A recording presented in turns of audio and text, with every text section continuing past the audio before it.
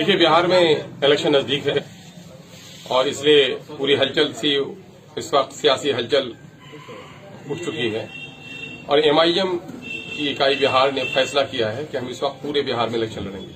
हमने अपनी मरकजी क़यादत से मशवरा कर लिया है। इस वक्त हमने बिहार के 22 अजला के लिए 32 नशिस्तों का हमने ऐलान किया है। अनकरीब हम अपनी दूसरी लिस्ट जारी करेंगे।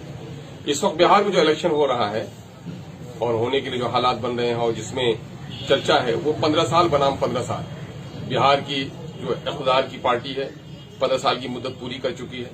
जो हिज़्ब इख्तिलाफ में है उन लोगों के 15 साल के जमाने उनको याद है।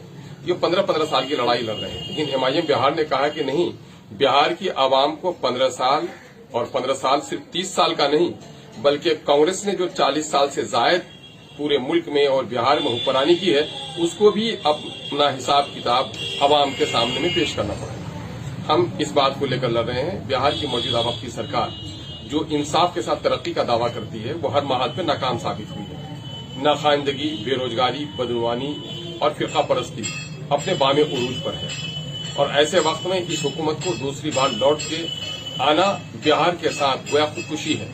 बिहार की जनता के साथ गोया खिलवाड़ है उनके मुकद्दर के साथ। इसलिए हम पूरी तवानाई के साथ बिहार की मौजूदा हुकूमत को इक़्तिदार से महरूम करने के लिए कोशिश में लगे हैं और हम लाइक माइंडेड पार्टियों के साथ बाहमी गुफ्त-ओ-सुनीद और मशवरा कर रहे हैं ताकि एक मजबूत महाज सामने में आए। कई पार्टियों से हमारे राब्ते हैं और अनकरीब हम उसका ऐलान भी करेंगे।